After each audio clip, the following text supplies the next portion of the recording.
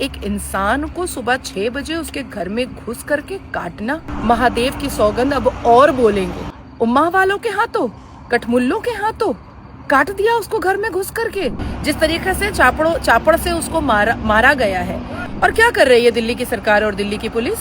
नमस्कार, वंदे मातरम, भारत माता की जय, हर हर महादेव। हम सबको पता है कि अभी रमज़ान का महीना चल रहा है और रमज़ान के महीने के बाद ईद आती है, पर दिल्ली के कुछ मुसलमानों को बकरीद मनाने का मन कर गया।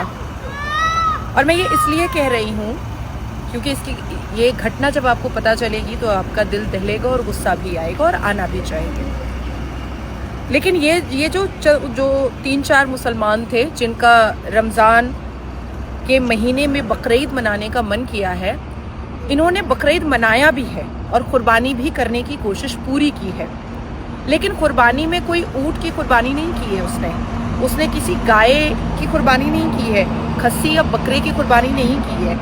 उन लोगों ने रमज़ान के महीने को बकरीद में कन्वर्ट करके सलीम वास्ते एक एक्स मुस्लिम की कुर्बानी करने की कोशिश की थी। जिस तरीके से चापड़ से उसको मारा गया है, जिस तरीके से अभी वो आईसीयू में जिंदगी और मौत की जंग लड़ रहा है, जिस तरीके से उसके परिवार वाले आज सिसक रहे हैं, ये सिर्फ कठमुल्लों की और उम्मा और जज्बा कौम वालों की हटगर्मी नहीं है, बल्कि दिल्ली पुलिस की हार भी है, बल्कि इन्वेस्टिगेशन ब्यूरो की हार भी है, बल्कि दिल्ली के सरकार की भी हार है।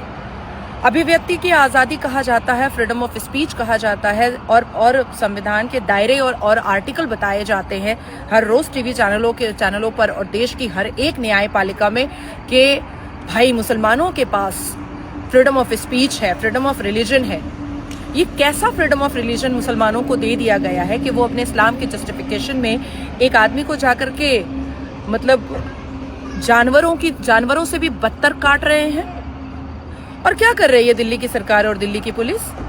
कोई व्यक्ति इस्लाम में था, वो इस्लाम छोड़ा, उसको जो बातें बुरी लगी उसने मीडिया के सामने बताया।